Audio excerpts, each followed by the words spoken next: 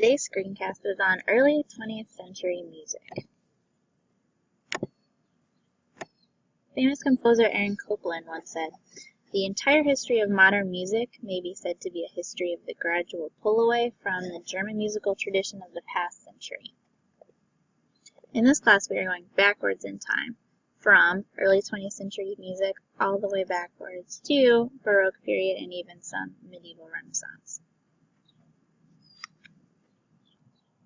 But what does that quote actually mean? Well, if you think of the term classical music, what do you think of? You might think of the big names of Beethoven, Mozart, Bach, the big, great German musical tradition. And music in the modern period is pulling away from those big, great ideas. Can composers of today write the same type of music that Beethoven did or Mozart? Or is it our job to write something new and different? Composers of today are struggling with many issues like that. So, imagine for a second that you are a composer. You are writing music. So number one, what goal should your music have? Does it have a specific purpose? Can it just be for yourself? Can it just be about some, struggle that you're going through and you want to write about that and get those feelings out? Is that okay? Or should your music be about some larger theme? Should it be a way to reach society somehow? Can you do both things? Are both okay?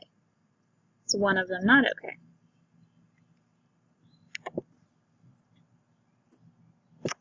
A lot of different types of music and art are happening in the modern period, and they have a lot of isms. They can be kind of confusing, but I've broken it down into 3 struggles for you that composers are facing.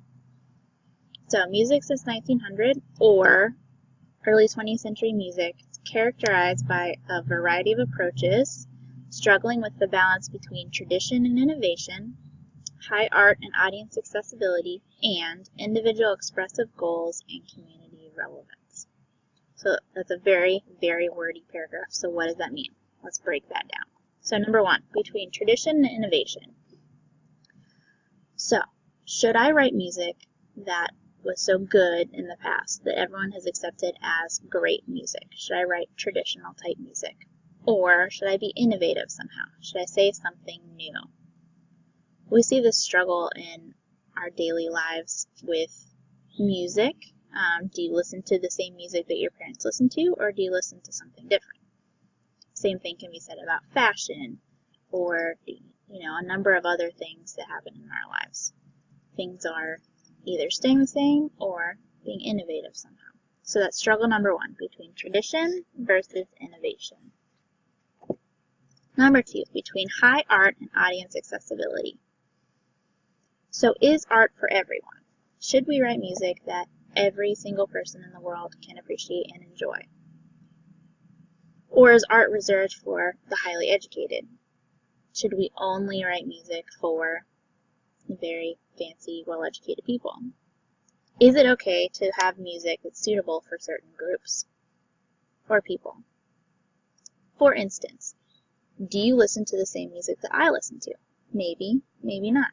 Is it okay that I may listen to a specific type of music, maybe some highbrow flute music that you might not listen to?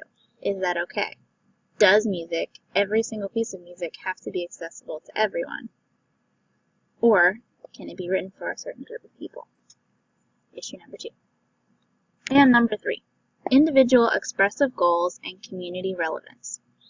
Should your art be more focused on what you want to express or how it will affect others and inspire change? So my example for that is take Taylor Swift. Do you go through a bad breakup and then write a sappy song about it and how he hurt you and how terrible your life is? Sorry, Taylor Swift. Or are you going to write a piece of music that might be about inspiring change for society somehow, like Michael Jackson's Man in the Mirror? 2 totally different types of music, and they're both okay. But as a composer, which one do you want to do? So, between tradition and innovation, between high art and audience accessibility and individual expressive goals and community relevance.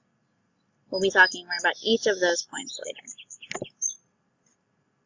So let's think about how music of today breaks away from music of the past. For example, take music in churches.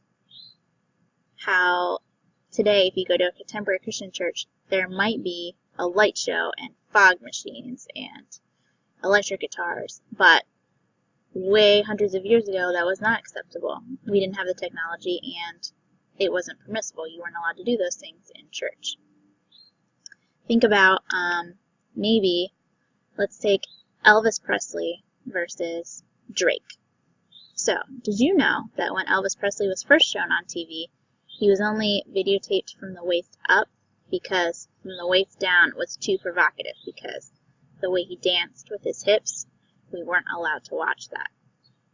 And then think of Drake and what happens on stage whenever he performs. Completely different, right? They might both sing about relationships, but in a completely different way. One might be more suggestive or right in your face, and Elvis's might be a little more subdued, depending on the culture, things like that. Instrumentation also changes. Elvis did not have the luxury of auto-tune and specific technology like Drake does. Doesn't make one necessarily any better than the other. They're just completely different, breaking away from the past. So our first composer to talk about in early 20th century music is a guy by the name of Igor Stravinsky.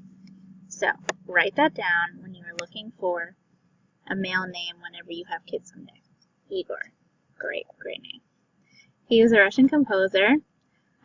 He revitalized rhythm by using polyrhythms and changing meters.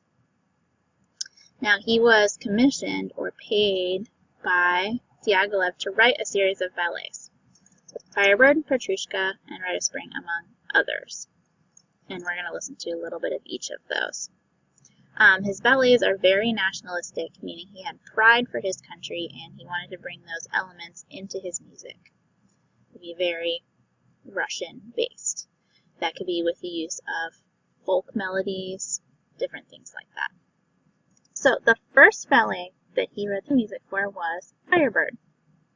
Firebird is based on Russian fairy tale of this glowing bird that can be a blessing and a curse to its owner, depending on who the owner is.